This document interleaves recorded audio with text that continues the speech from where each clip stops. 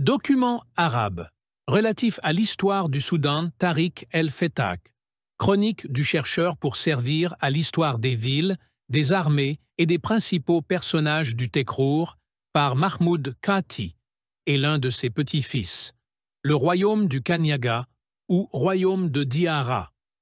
Le royaume du Kanyaga n'avait à sa tête que des vassaux de l'empereur du Mali, auquel ce dernier conférait le gouvernement du royaume, et qui était pris exclusivement parmi les Niakaté.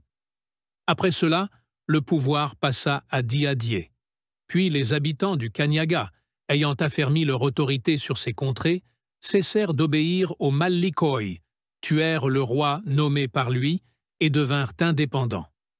Alors régnèrent sur le pays des princes de la famille des Diawara, qui furent surnommés Kaniaga.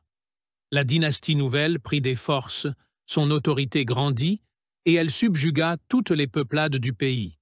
Elle fit la guerre et eut des troupes si nombreuses qu'elle pouvait mettre en ligne plus de 2000 cavaliers. Il y avait au pays du Kanyaga une ville importante et ancienne qui avait été bâtie antérieurement à Diarra et qui servait de capitale, on la nommait Saïn Demba. C'était la ville principale des gens du Diafounou, qu'on appelle Diafoununke.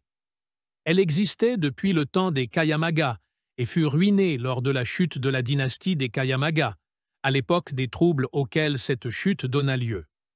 Ce fut après la destruction de l'empire des Kayamaga que fut bâti Diarra. Une partie des habitants de l'ancien empire émigra à Koussata. Ce sont les gens appelés Koussa. Les autres allèrent à Diarra. Ces derniers furent vaincus par le Kanyaga Faren, qui s'empara de leur royaume et soumit les Arabes qui en faisaient partie, jusqu'au Futouti, à Tichit et au Takanaka.